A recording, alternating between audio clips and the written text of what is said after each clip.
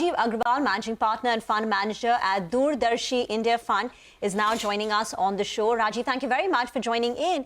You were a bit cautious on India. You were contemplating taking, cash out of the markets, and since then we've seen the markets correct close to about 10% and not quite recover from there. So what have you done in terms of your portfolio in India for the last 3 months, and what's the outlook over the next 3? Actually, that's a very good point you raise. We are quite bullish now on India. I think given what has happened in Q2, where the GDP slowed down, we think that the GDP will start picking up back. And some of the sectors in India that were underperforming will also start doing well, especially on the CapEx and the infrastructure side. So we are actually now deploying cash, and we are seeing some good opportunities, especially as the market has pulled back. Deploying cash? Yes.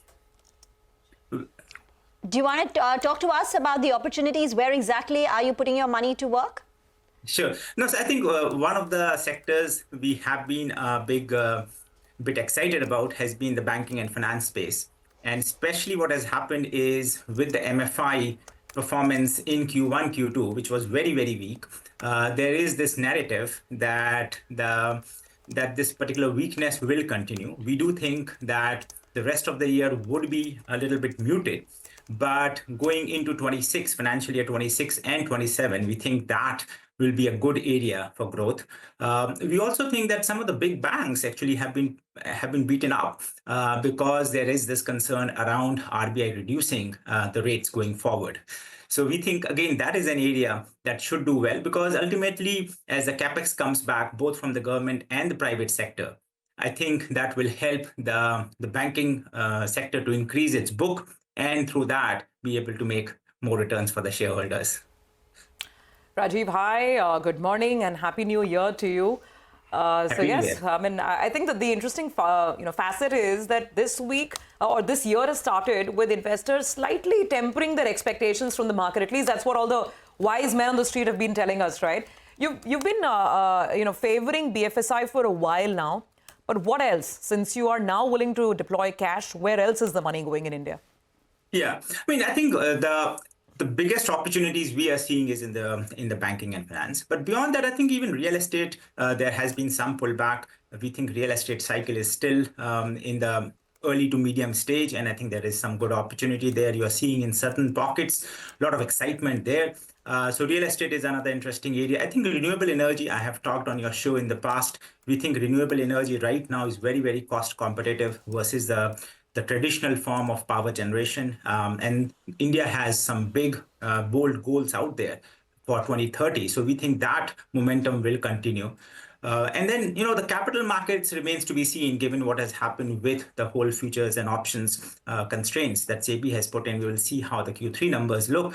But those are some of the segments that we are liking, which is banking and finance, real estate, renewable energy are the primary ones. All right. Hi, Rajeev. Good morning. Good to see you in. Wishing you a happy new year and looking forward to your inputs all through the year.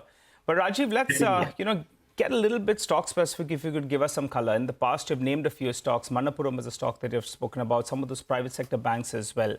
So from both these themes, or all the three themes, if you could give us at least a name, banking and financial, the real estate basket, as well as the renewable energy space. What do you like? Stock specific. Sure. So, I mean, just before I give the names, as you know, usual disclaimer, we own most of the stocks that I will mention, so we are clearly biased, not a recommendation, right? So I think in the banking and finance, Manappuram is something we have talked about. We think you might have seen in Manappuram case, one of its subsidiary went under constraints from RBI, where 4 of the NBFCs were put under constraint for disbursing any loans. 2 of them have actually come out. So I think that is one of the reasons possibly why Manappuram has been rising, because 2 of the 4 are no more under the constraint. And there is expectation that possibly even Ashirwad will, over the next few months, come out of that constraint. Beyond that, I think even we have talked about IIFL Finance in NBFC space. We think IIFL Finance, if you looked at the Q3 numbers, the gold loan numbers of IIFL Finance in Q3, which they put in their presentation recently, very strong gold loan growth. So we think IIFL Finance should be another interesting opportunity for the long term.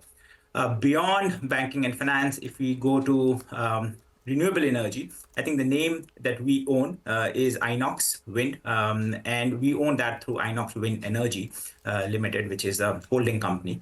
We think again Inox Wind in the India's renewable energy space, especially the wind turbine space, there are two main players, Suzlon and Inox Wind, and then we think both of them have a big, wide opportunity to continue to grow.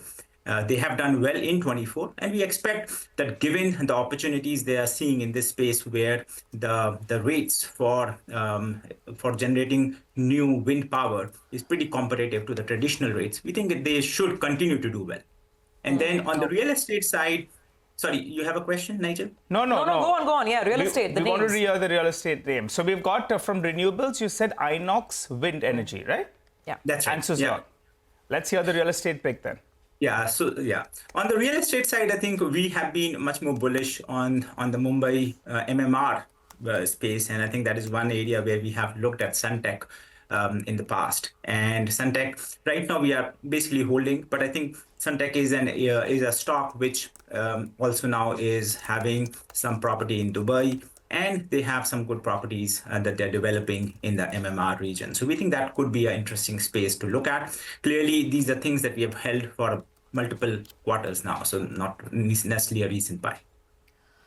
Okay, so lots of interesting anecdotes and ideas there, BFSI, real estate and renewable energy. Rajeev, to sort of round up the picture, sort of pull back, zoom out and go global once again, because it's all about the 20th of January and what actual real policy announcements will come in from President Trump, right?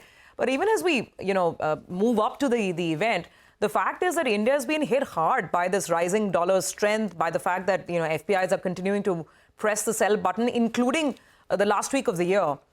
What do you make of this? And on a slightly more macro level, how do you think, India will sort of deal with these dynamics, this FPI selling that now has been on for 3 months?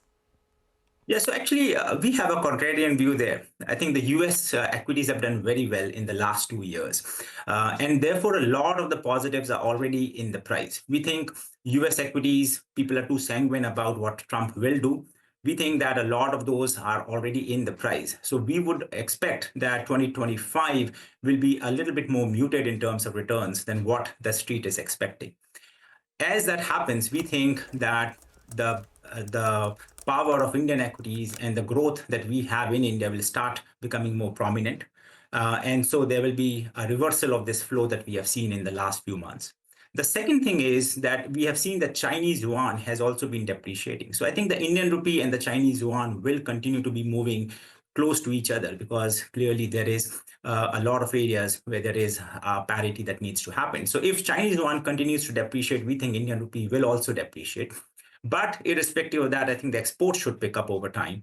And we think that Indian equities from current pricing should actually give better results or returns in 2025 as compared to where the US stocks look right now.